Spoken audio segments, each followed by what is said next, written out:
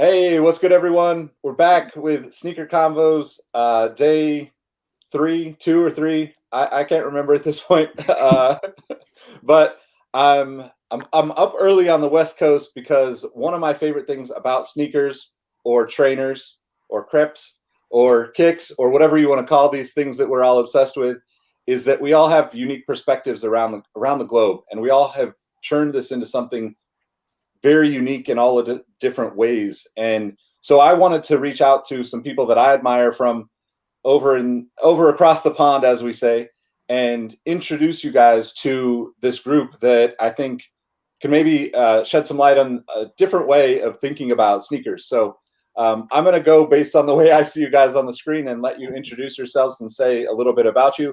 So first up, we got Iceberg. Hi guys, Iceberg from Germany. I'm years old and I collect shoes for many years. And always when I think it's over, it starts again. Yes. How about you, Franklin? Hi, my name is Franklin, aka the King of Trainers, the royal overseer of the kingdom here in the UK. I just do a lot of things in the scene alongside my brother Kish, and we just represent the culture over here. We communicate. I do news review, unboxings, and things like that. So all good. And Kish got a specific outfit just for this show. Kish, it's good, man. It's the only outfit I own, Nick. You got to understand that. I only have one look. You know what I mean? I'm stuck with this face. I'm stuck with this outfit. That's how we roll. You know what I mean? So that's what's up. What's good, people? My name's Kish Kash, and as Franklin said, I'm over here in London, and we do things together. I also do some unboxings and stuff. I do a radio show, hip hop radio show, which is what fuels my love for kicks. It's all about hip hop and football. And football, it ain't soccer, right? Let's just get this straight. It's football, all right? That's what's that's right. So football, hip hop. That's what fuels my passion for kicks. Actively involved in doing events with Franklin. We do the Sneaker Society together. I'm doing a book. I'm co-authoring a book. Which is the sequel to the first ever sneaker book in the world, which came out in 1998, I beg your pardon, which is called Sneakers, Sizes and Everything. So I'm working with my friend Paul and David and Nico and everyone and Jonathan and everyone on that sequel, which is going to be coming pretty soon. Franklin's in it. I haven't got any of you guys in it. So Nick, Iceberg, Kim, we got to sort that out. So anyway, we'll talk about that after. But I'm all about the kicks, and as you can see, the hip hop vinyl back there. Because without music, it'll be a very, very quiet world, and I don't want to live in a quiet world. That's for sure. Indeed, 100% agree. Kieran, how's it going, man? Good. I'm Kieran, All That Sneaks on Instagram. I've been just writing for a few years about sneakers. I live in the UK now, grew up in Australia, grew up in Melbourne. So I've had a real good experience of getting the two sort of cultures, getting amongst it, and just looking to do a lot more writing, maybe start a podcast, those sorts of things. So I've actually been watching a lot of this content, Nick, over the last few days. It's been really good. Thanks. I appreciate it. So I got to start with, it's almost like the football conversation. What do we call them? Is it sneakers? Is it crepes? Is it trainers? Trainers. I mean, to be honest, in the UK, it's been trainers. I grew up on trainers, but I don't mind sneakers. I say sneakers as well, but it's trainers. Trainers is more running and stuff like that. So and in Australia, we called them runners when we were growing up, and then I moved here, and they were called trainers, and then I'd speak to my friends in the US, and they're all calling them sneakers. It was like, let's go with one thing. Can we all agree on one? I mean, sneakers is the original term for the footwear. If you look at historically, if you consult Thomas Turner's book, sneakers was the original term for it, because you could sneak up on people with the rubber sole shoes. You couldn't hear anyone, so it was all about you could creep on people being proper ninja. But yeah, as Franklin said, trainers, because they're training shoes. They're regarded as training shoes over here. You training them with athletics or whatever. It's all about training there. But I remember Americans, man, saying tennis shoes all the time. Tennis shoes, that kind of stuff. Do you know what I mean? But I actually get around everything, forget sneakers and train. I just call them kicks. Yeah. I mean, Yeah, well, I think it's sneakers, that's right. But I personally don't like the word sneakers, because sneakers, it's also all the shoes from the cheap big markets. So Yeah. this is this thing I don't like on it. And everybody with a sneaker calls hers a sneaker head. So, but not sneaker is a sneaker, you know. It's hard to explain for me. It's just a bit not so good. So, but I think you know what I mean. Yep. So in German, it's Turnschuh. ooh, So yeah, Turn means sport, and shoe means shoe. So Turnschuh is the old school version of sneakers. Got it. Good information. So one of the things that also is like really fascinating to me is how here in the US, the obsession is always, or not always, most of the time, is around Jordans and basketball shoes. And well, I mean, let's be honest, those are never the most comfortable shoes, right? You guys wear many different shoes that we have collectors here, we have people that wear them, but the main, what kind of like you know, the older generation in the US calling them tennis shoes, right? All those people think of sneakers now, and they think of Michael Jordan, they think of basketball shoes, and they see us kids and us older kids and think of basketball shoes. But what I always have loved about the way you guys have taken on completely different style than, you know, or maybe even hung on to a style here in, you know, from like New York and LA, where we had the B-boys, we had the, you know, the superstars, the Pumas, and then those kind of, they're still popular, but they faded away a little bit. So what are the shoes that you guys would consider most important in your lifetime being interested in sneakers? I'd say the Air Max 1.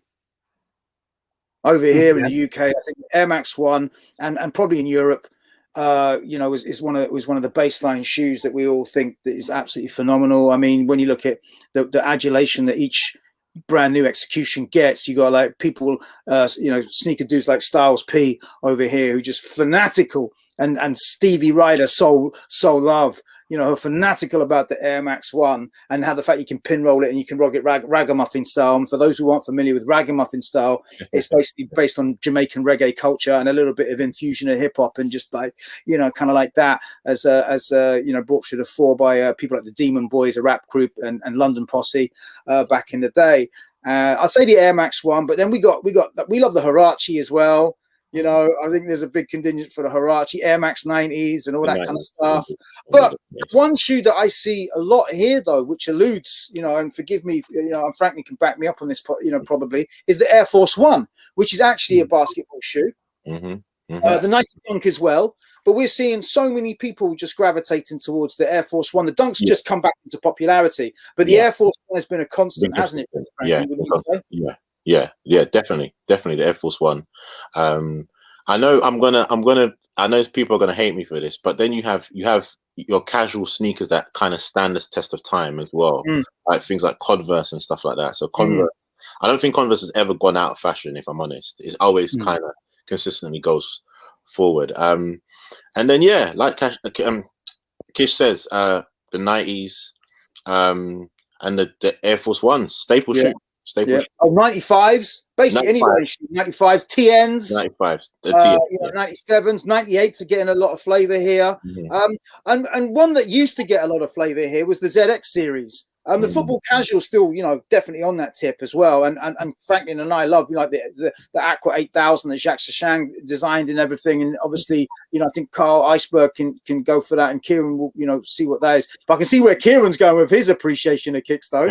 I know I made it obvious behind me. I do have others. I think what I do is I put my cleanest ones behind me. Oh, But shit. it's just a good example, though. I grew up in Melbourne. It was if you went into a Foot Locker, it was nothing like it would be in the US back then either in the 90s. But there would be a wall of sneakers, but 80% were probably basketball sneakers. Whereas when I then moved to the UK, and also that was really, we only had Foot Locker and one or two other type, like Athlete's Foot and a few other stores. Just before I moved to London in 2007, there was one store that opened up that sort of got some good import things from the US, some really good, amazing sneakers that you would never get in any sort of Foot Lockers and things. Lots of jerseys, just all streetwear and all that sort of stuff. So it was one store in the city that started doing that, and it's still going now.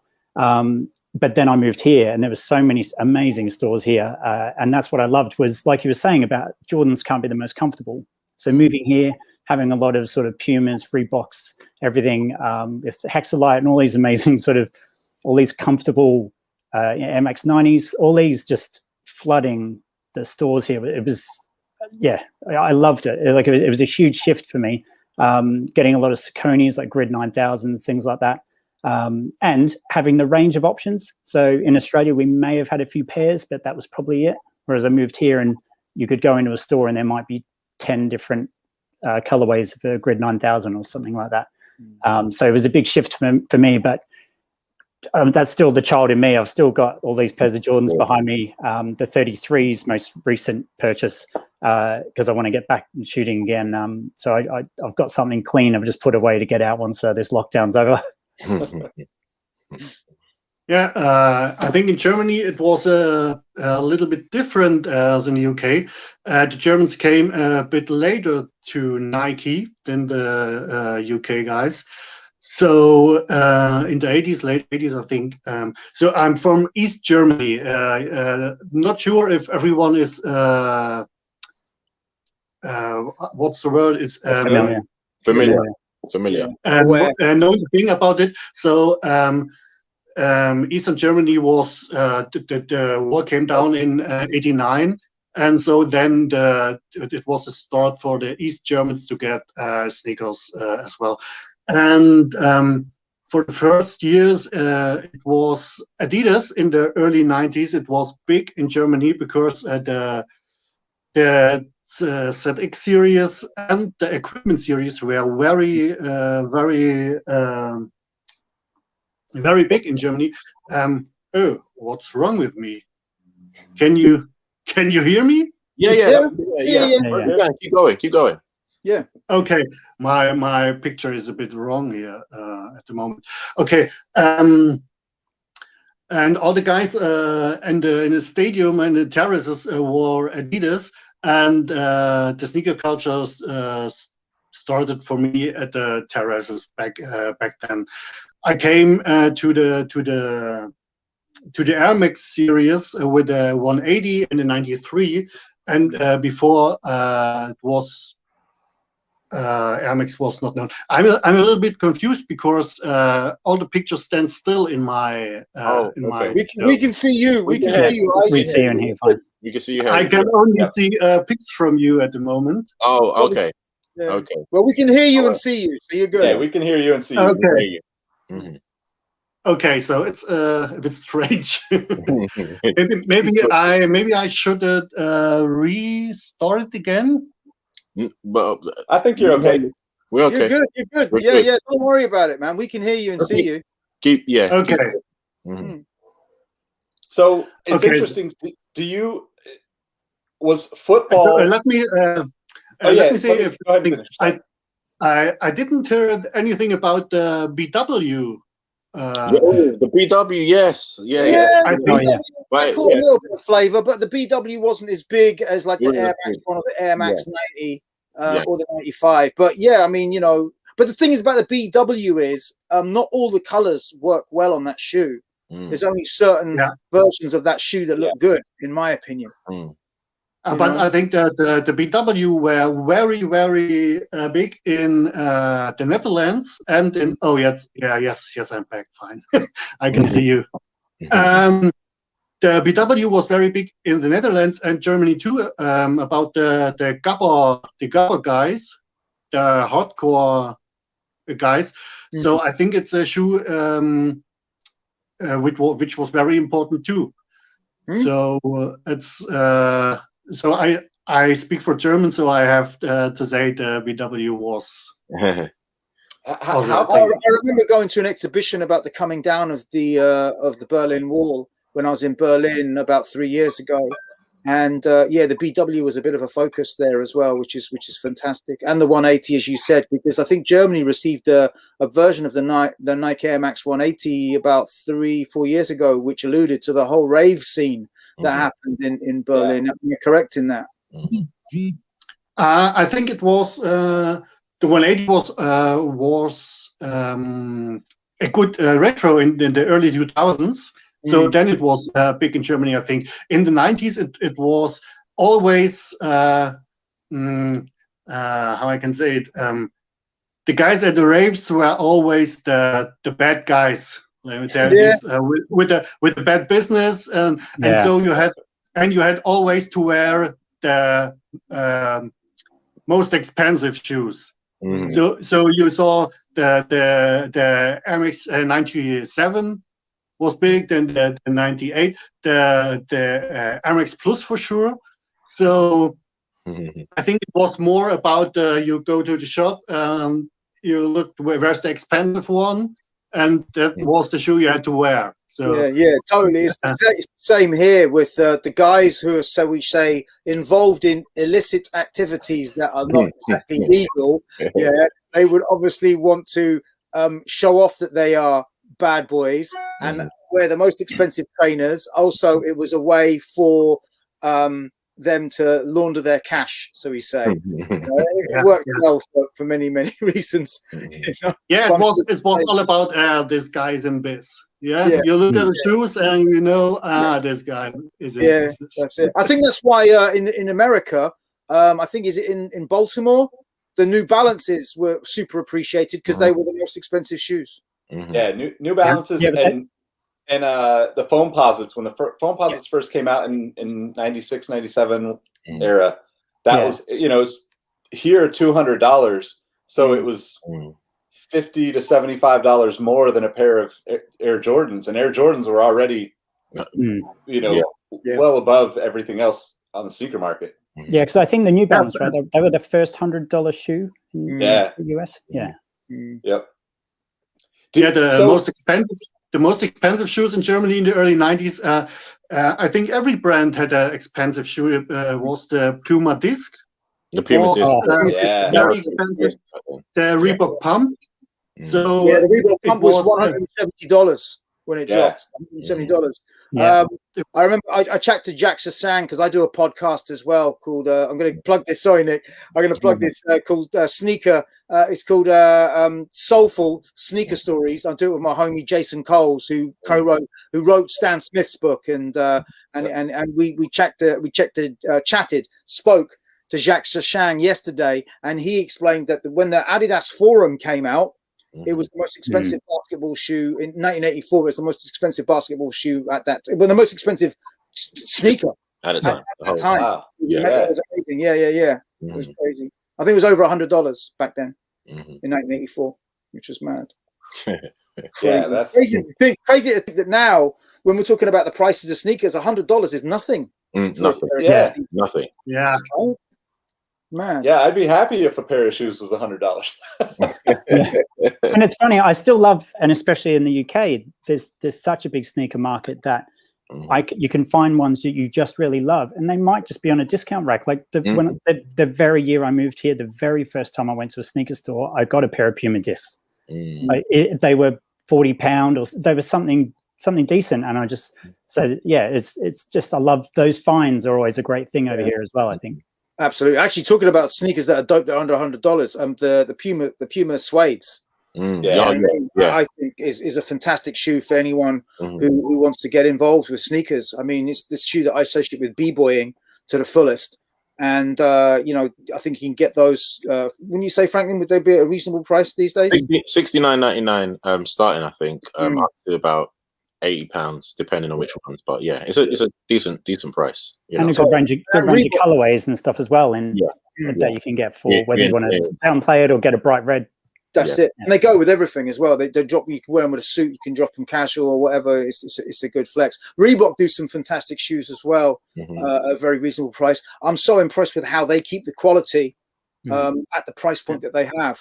You know, despite, I think, and we can be pretty candid in saying Adidas's mismanagement of Reebok, but I would say that it's still remarkable to see. That's the truth. It's the facts.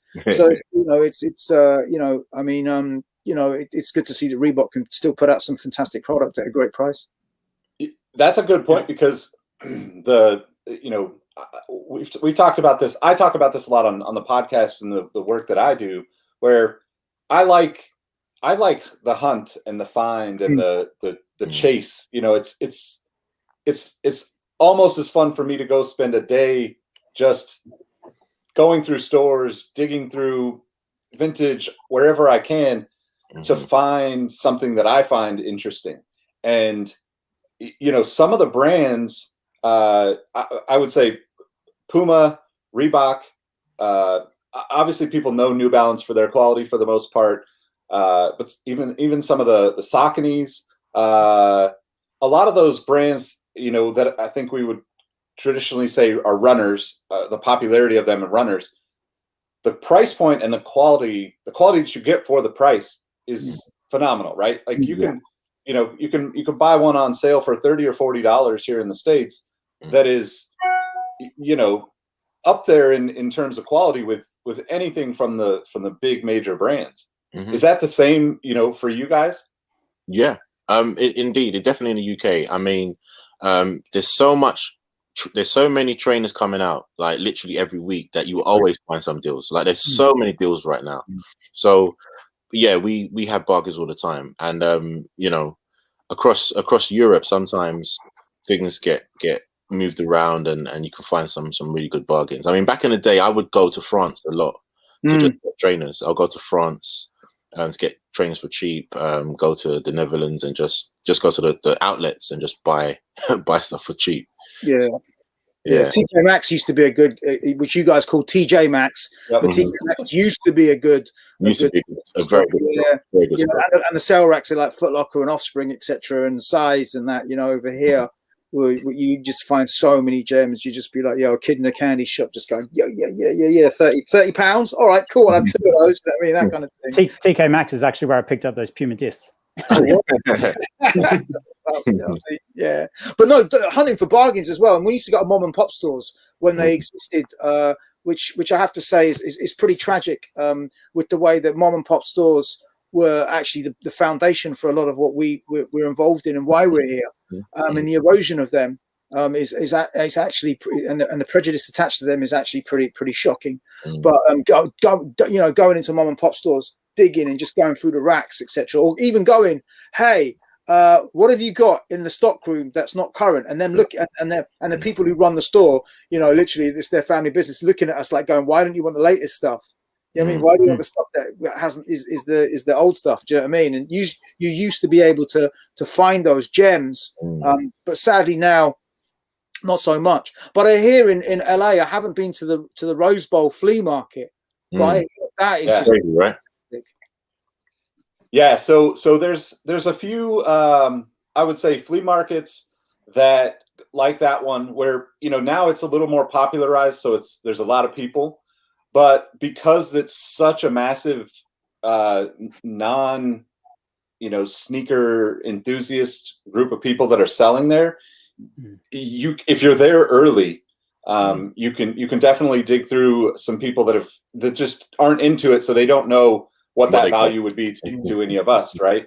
So, and I think like that exists. I mean, in LA, you know, I lived there for the last few years, and I think that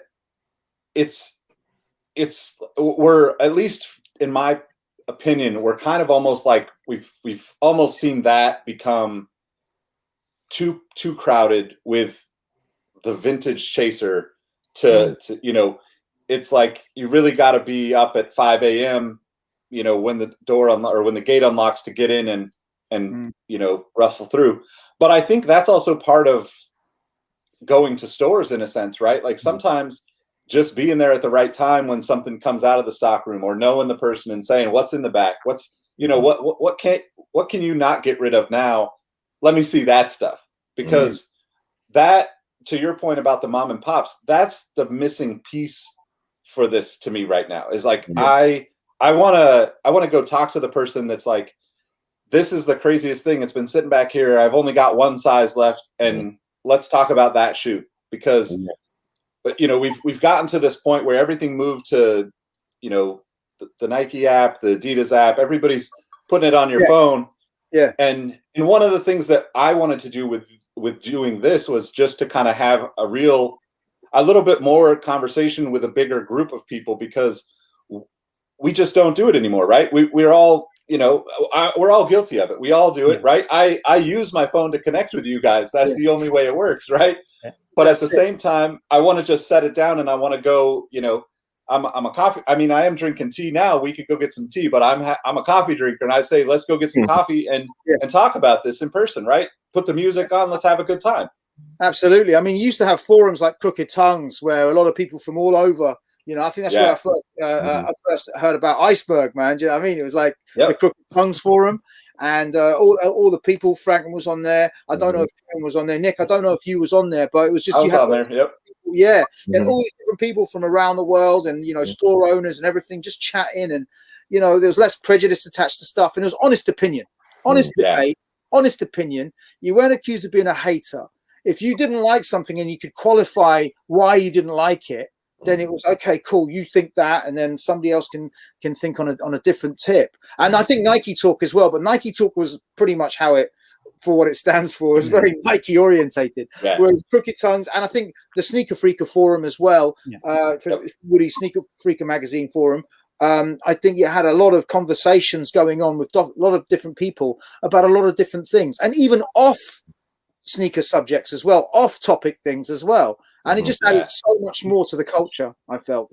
Yeah, it really allows you and opens your mind a bit to learn a lot about people's tastes, or people mentioning pairs, and you forget. You go, oh yeah, I used to have that one as a kid. Oh, it's re-releasing, or you learn a lot from it, which I think is great. And going back to your point, Nick, about the stores and the mum and pop stores, the thing I miss as well is being able to hold those. I remember going into a Foot Locker when I was however old and picked up a Jordan 5 and actually looking at it, or a pair of Air Raids or something like that. And I think you just can't do it now because they're released and sell out. unless you buy one off, a reseller, you don't actually get to hold them and see them again.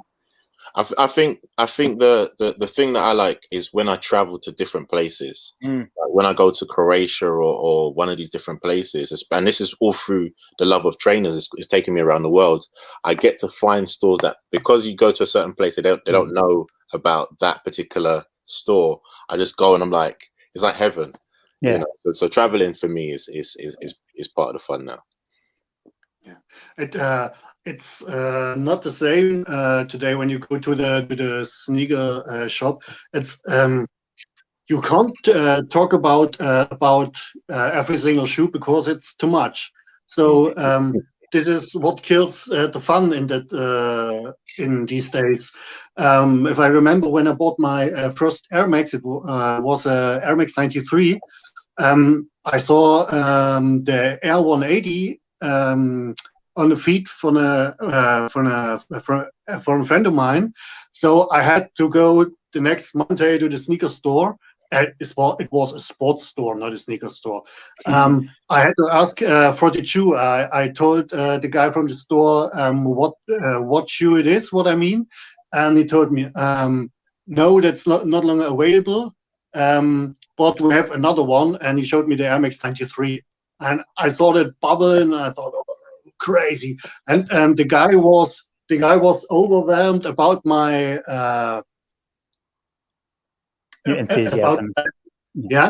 And so we had to talk about shoes. So it was 2 hours or whatever. It's not possible to do this today. Today you have to go to the store. I would look at 100 pairs, and then I would say, okay, I can't buy nothing. It's too much for me. See ya. Yeah, that's true. I mean, Yeah, just the overdose these days. It's absolutely too much. It kills every fun vibe in this game. It's different. It's so different to how it was back in the day, that's for sure. But there are a lot of pros for that.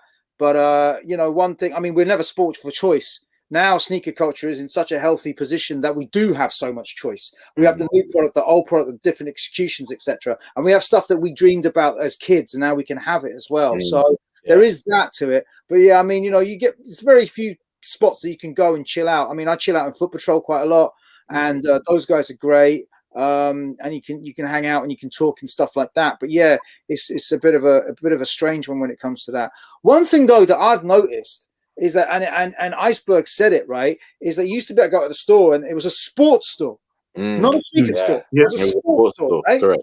And the thing is, you go into some of these sneaker stores, all they have are different retros. Yeah. No, hardly any new product, right, or new models, and all of retros, bam, bam, bam. And you have to go to the brand stores to see the new product and the new future classics. So I guess maybe that's where the hunting goes in, and your eye and your discerning eye goes to, is like, okay, I'm going to go to the Adidas store. I'm going to see what new models they have. Have they got a new version of the Boost, or what have they got, or what's Nike got, or what's Reebok, or what New Balance have got? Because New Balance are killing it with new models. Yeah, New Balance killing it. It's fantastic. It really is. So that's actually something that you mentioned, crooked tongues. And one of the things as an American that was just trying to learn about everywhere in the way that everybody is into shoes. I talked to a friend a few weeks back about the kind of the cultural hubs, cultural locations where a lot of things happen. Where, you know, here in the States, Fairfax, you know, district in Los Angeles is very much that right now. You have, you know, Lower East Side in New York, Soho in New York, but I think the same kind of energy happened, I don't know when, probably early 2000s, when Crooked Tongues had the store, right? Because wasn't there a lot, and I think it's still it's actually Soho in London, right? That area, is that the right neighborhood? Yeah. So Soho's got a lot of flavor. All the stores are kind of concentrated around there. You know, I mean, that's where Bond used to be. That's where Hideout used to be. Yeah. Now you got Supreme, you got Palace, you got Marishi's been a staple there for years. You got Woodward, you got Trebian, and clothing's just come out. Yeah, of course. You know, Foot Patrol is there. I mean, it's and then the brand stores as well. So yeah. Yes. Yeah, exactly. And the brand stores as well. So Nike Town is there, and Adidas is there. Asics have a store. Their New Balance has a store just on the peripheral of Soho. I mean, it's the heartbeat of the city for me. I mean, it's where, you know, I think a lot of things gravitate towards. You know, that's where you see a lot of the hubbub. That's where you see a lot of the queues. That's where you see a lot of the ruckus going on. Do you know what I mean? And all that kind of stuff that Franklin documents. Do you know what I mean? And, you know, the tenacity of people, the tapestry of the culture is never more explicit in London than it is in Soho, for sure. And, you know, you've got other cities as well in the UK that have their equivalent as well. You know, Manchester. What's in Manchester, Franklin? It's something. It's just, is it Southern Quarter, or is it the Northern Quarter, or something like that? Or something like that. Yeah, Northern Quarter. Yeah. Manchester. You know, and then you got Liverpool, which has now got the locker in Europe there, and you got Birmingham, you know, the Bullring and places like that. But in terms of the condensed trainer location, I would say Soho and Carnaby Street. Place like that. I was a Patter as well. Patter, we can't. Yeah. Duke's Cupboards there as well. The vintage store, Duke's Cupboards. So shout out to Ned and Milo, who are doing their thing, and all the record stores used to be there. I mean, that's where I cut my teeth, because I worked in 3 record stores in Soho, and you know, people used to come in and check us for the music, obviously, and what we were wearing. You know, the kids, they're peering over the counter, going, "What they got on their feet?" like that. It'd be me and my dude Shazer, and we're trying to outdo us with, like, we're gonna have a little battle going. Who's turning up to work with the best kicks and stuff like that? Do you know what I mean? It was kind of funny back then. Do you know what I mean? But you know, but Soho's the vibe. Shoreditch is great. But you know, you got some great stores there. You got Good Hood there. You got sneakers and stuff there. Carhartt is there. But I mean, and then you got Portobello where Supra used to be, and you know, used to have office there as well. Size used to be there. Yeah, Size used to be there. But you know, when it comes to everything, you know, you really got to be looking at it, as Franklin said, it's all about Soho and you know, that area really. Are there similar places in Germany, Iceberg, like that, where a lot of different things are happening and people are coming in to talk about sneakers and buy sneakers, music? I think that kind of thing? the big thing in Germany is Berlin for many days. So it's a crazy thing about East and West Germany thing. It's 30 years ago that it became one, but Berlin is in the east of Germany. It was parted. Back then, it was West Berlin and East Berlin. So Berlin is the place to be. So in Berlin are the most stores, and all the other big stores are in Western Germany still. In Eastern Germany, you can't find any. There's no city where you can find a really a well-known store. There is a store in every city for sure, but not away from outside of Germany. You will know 43.5, Asphalt Gold, and so on. And it's all in Western Germany. It's nothing in Eastern Germany. I don't know why, but it's still like that. So, but the hotspot is straight Berlin. Yeah, Berlin's fantastic. I've had some great times in Berlin. You know, Firmament, Soto, Kick Store. You know, around Torstrasse and that. Yeah, Overkill. I think it was Overkill that also has a lot of graffiti. Yeah, so it's more a street store. So it's really cool. That's right. And then Soulbox is on West Berlin. Do you know what I mean? As Iceberg says, and that's where he set that up. You know, so yeah, which is crazy. But yeah, you got a few store as well in Dusseldorf. I mean, you know, Germany's so rich with some fantastic stores. I mean, the reference that's shown out there for sneakers is absolutely phenomenal. You got some crazy people go deep, like Sneaker Queen, like Julia. She goes in hard, you know, on her knowledge and her enthusiasm and stuff. And it's just so fantastic to see some great people out there. My boy Jorg, who's got the agency Being Hunted. I mean, he's doing fantastic stuff, you know, in Germany and worldwide. It's just absolutely brilliant to see, you know. And you know, Iceberg's in a very privileged position to be there. you can see why all those casuals and the football casuals in the 70s and 80s were just bringing back absolute gold to the UK. Really creating a real big push for Adidas Sambas and things like that.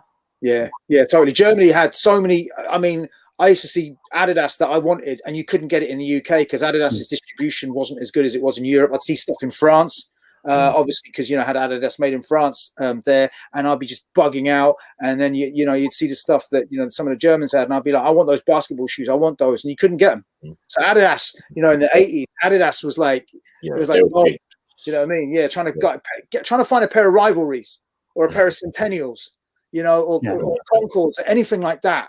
It was so difficult to get, but as Kieran said, you know, some of the football casuals used to liberate shoes and bring them back. They used to liberate them in the door. We never this stuff. You know. But, you know. So I think it was all about the football casuals in the 80s or 90s. Yeah, if you need inspiration for your new outfit, you had to go to the stadium and. Then you know what you have to wear in the next 2 weeks. Absolutely. Neil Hurd is a legend in that, and the knowledge that he has with regards to that. People should check Neil Hurd out. His book Trainers is phenomenal, which focuses on some of that. And you know, he's also done a book on football shirts as well. A Lover's Guide to Football Shirts, which is absolutely brilliant. Anyone wants to get an idea onto that aspect of sneaker culture, but we would say, you know, as Franklin would say, was trainer culture. Yeah. Indeed. So always the question is why everything was looking better back in the days. You said football shirts, it's the same like sneakers. More. I don't know. I like my favorite football shirt of recent years has been the Nigerian football shirt. I love the Manchester United training top. You You know what I mean? I think there's some fantastic designs. Is it the Inter Milan one? My friend Justin just designed is absolutely phenomenal. Do you know what I mean? Yeah, I think it's all. You're Yeah. right. I think it's all about the taste. Yeah, I really like these big t-shirts with these big stuff on the chest. So the 90s Nike football shirts were awesome. Yeah. So it's all about the taste. Yeah. Was football as important for you growing up in Australia, Kieran? No, it was, I can't remember which year it was, but it was when the Australian football soccer team made probably Olympics or Commonwealth Games.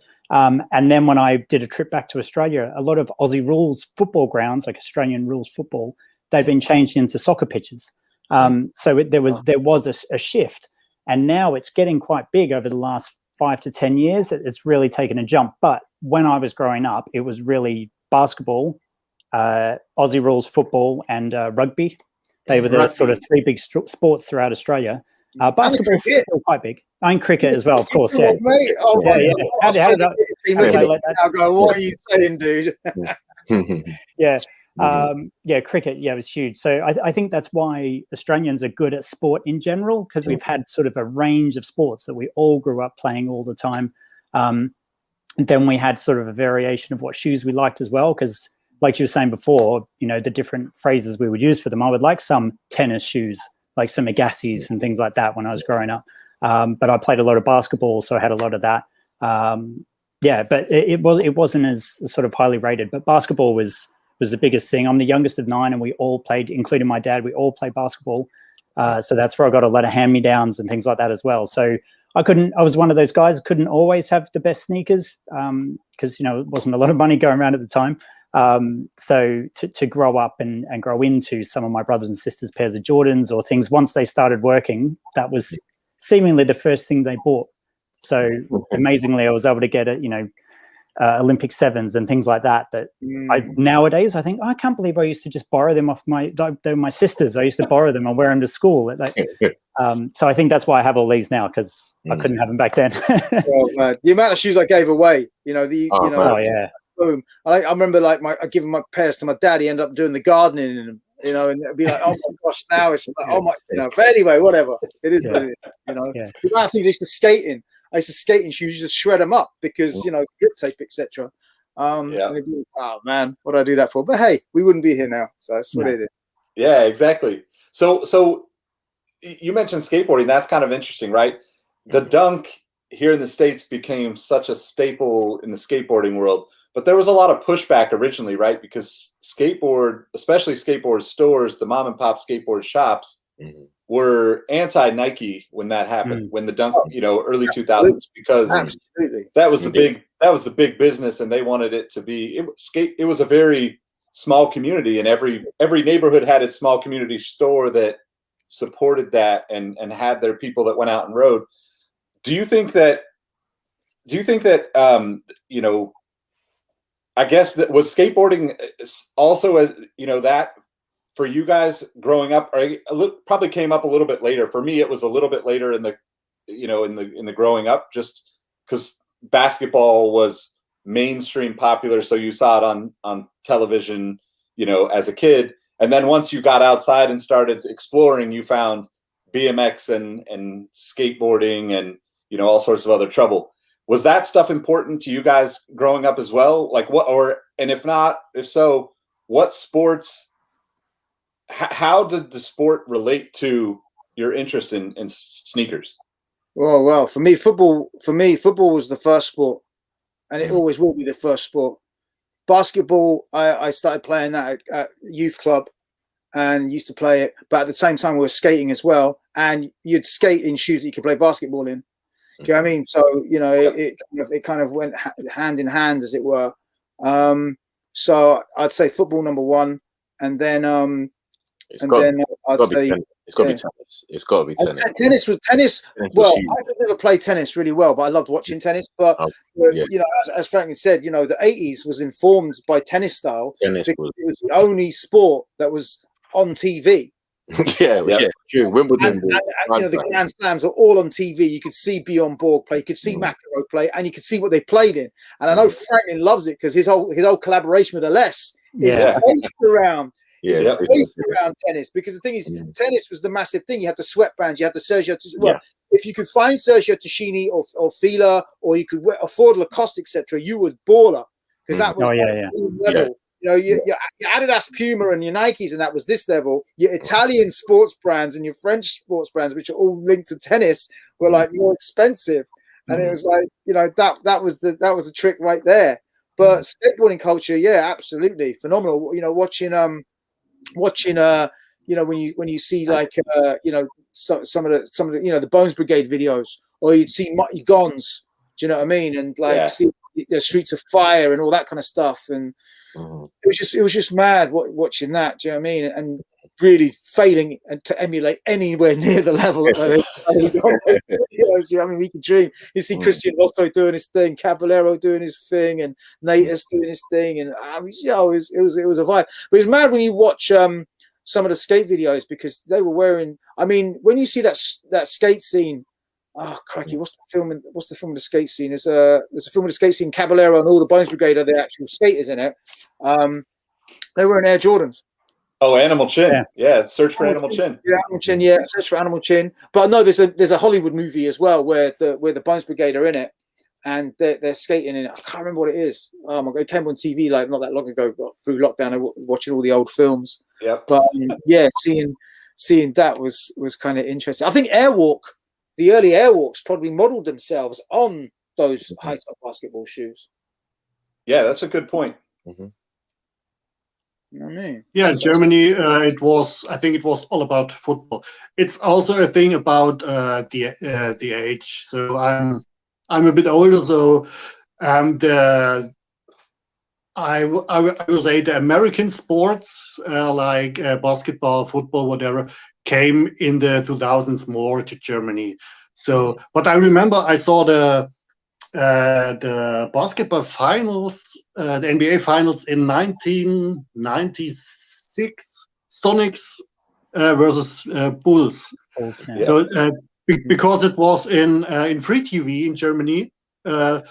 So it was crazy, and so I had to look at the shoes. But these times I was the running shoe guy. I'm still the running shoe guy. But the shoes and the outfits were awesome. But it was the only time that you could see that in free TV in Germany. So it was no pay TV back then, I think. So you had no. What's the word? You couldn't touch this by yourself. The other sports things. So you know, So it was all about football. I know there were a lot of skaters, but it was not personally my thing.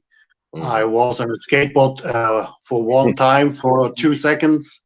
It was a very bad experience. So I never was again in the skateboard then. Yeah, the interesting thing with, say, skateboarding and basketball is you wanted the sneakers that they were wearing, whereas if you watch, say, football, it's the people in the crowd that were at the matches that you were looking at their feet to see what they had on. So there's an interesting change there, because playing basketball, when I would go to play, you would be looking at everyone that's there to watch the game before, the game after. You're looking at everyone's feet everywhere all the time.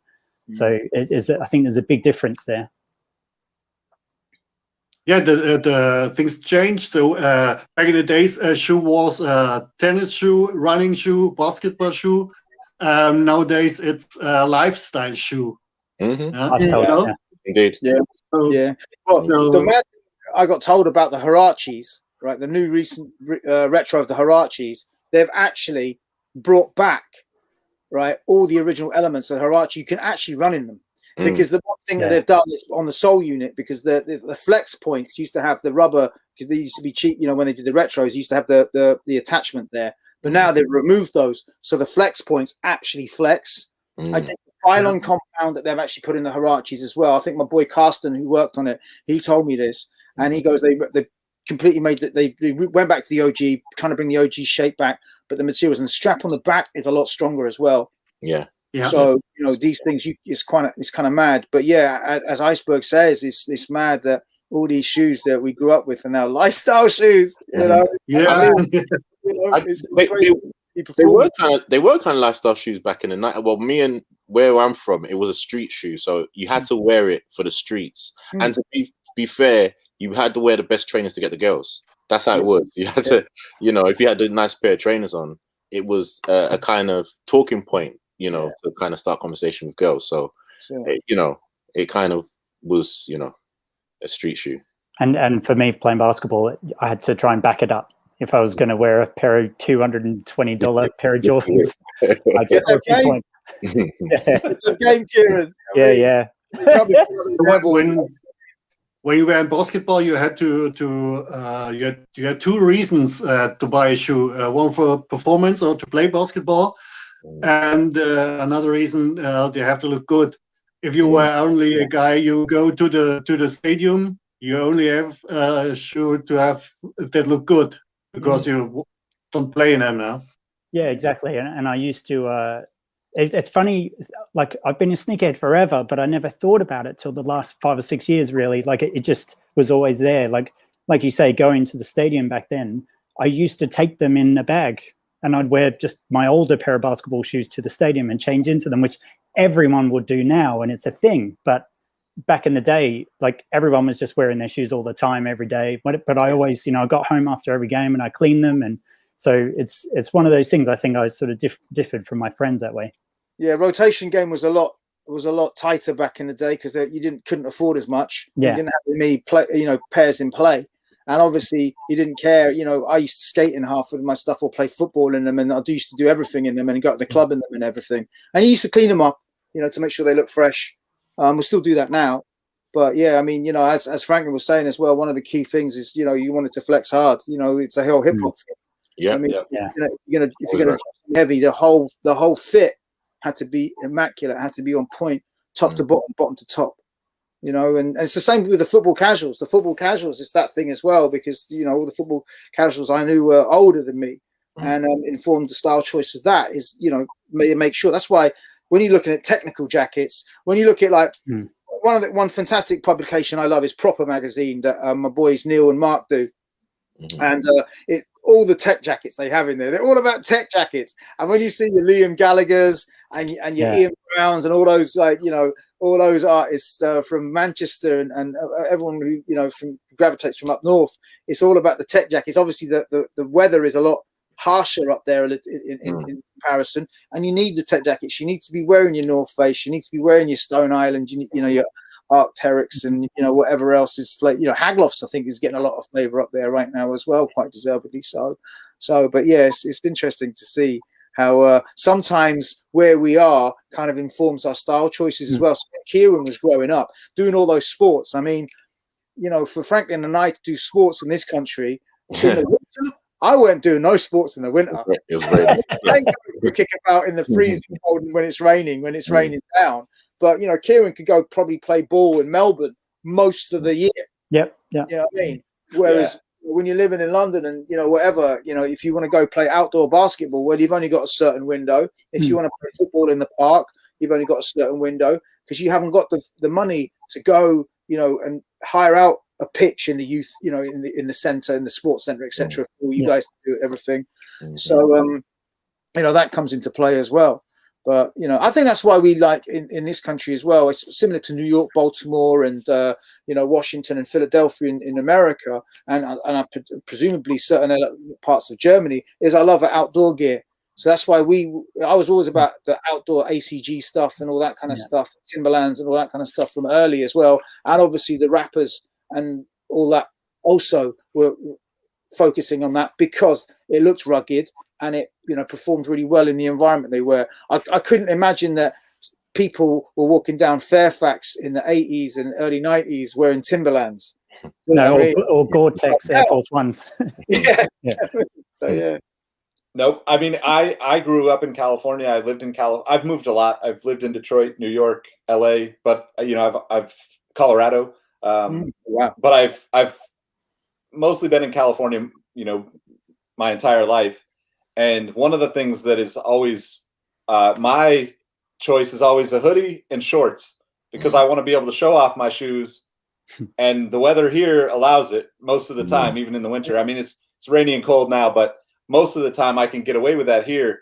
And that's definitely something that's completely different. I didn't know anybody that wore Timberlands when I was a kid. We just didn't have to wear them. And even, Air Force Ones weren't as popular here in California as, they were in New York. So, or in Baltimore and some of these other places on the East Coast here in the States. But it's really fascinating. And we're about to run out of time here, but I wanted to ask you guys, well, first I want to thank you guys for taking the time to chat with me, because this has been awesome. I hope at some point I get to do this in person with all of you and learn more about how you guys, continue to enjoy this. But I want to ask, for the people that are listening and watching, what's your favorite shoe right now? What's the shoe that you would choose to wear, let's say tomorrow, if we do this again? I like the New Balance too. For me, it's always the Air Max 90 Infrared. That's their shoe for me. It's everything on it is awesome. It's great on feet, and the colorway is the best colorway you can have. It's a white shoe with a great accent is enough.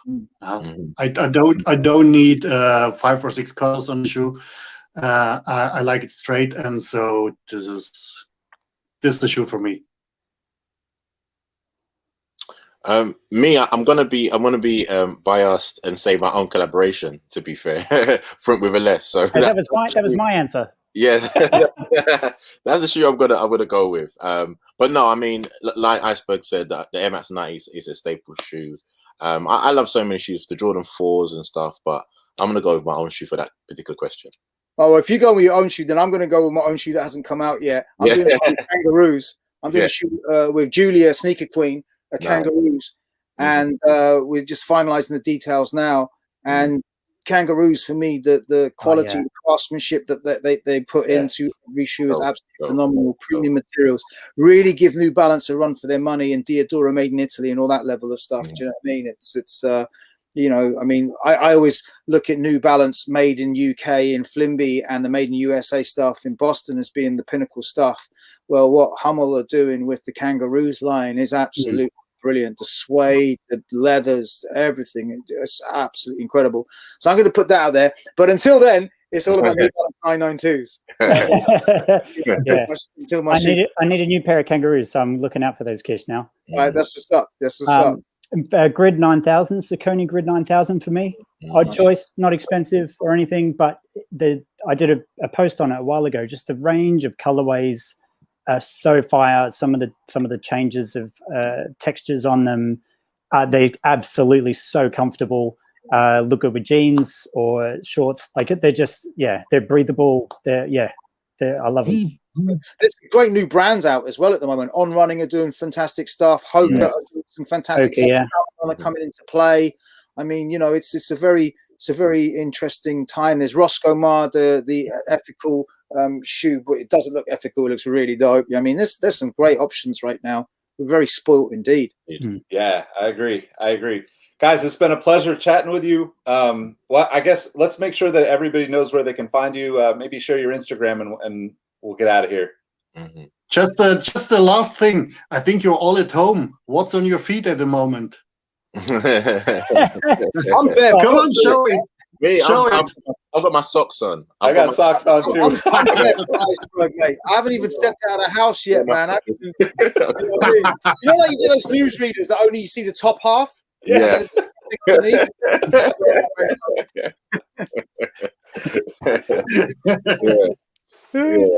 Nick, what you got on your feet? So I got socks on. Man. Hey, it's barely 8 o'clock in the morning, so I'm still waking up over here. Why are you still waking up? Can I convince you to give me that Bones Brigade? Is that what is that board back there? The Pal Peralta one. The Pal Peralta. Well, you can't see it, but I've got the Caballero that I wanted to put it on the wall. I just haven't got to it yet. Whoa, Yeah, that's something for you to do today, man. Do you know what I mean? Yeah, that's right. I love it. cool. No, So yeah, guys, thanks again. Let's tell everybody where they can follow you on Instagram, I guess, too, so people can catch up with you after this for sure. Yeah. King of Trainers. Just King of Trainers everywhere. You'll find me. You'll find me. Or Franklin, you'll find me. Franklin, bro, you'll find me. I'm all that sneaks on everything. Yeah, and I think Iceberg will be shown on Insta, I think. If not, it's Kalashnikov. It's the AK-47. And I'm Kish Kash 1 on Instagram and Kish Kash 1 spelled out on Twitter, and Kish. I think I've got Kish Kash as well. Kish Kash on Facebook as well. Awesome. Yeah. Thank you, guys. I appreciate you guys taking the time to chat with me. It's been awesome, and I hope we can do it again soon. Thank you, man. Thanks, Nick. Yeah. Appreciate it. Thank you. See you later, guys. See ya.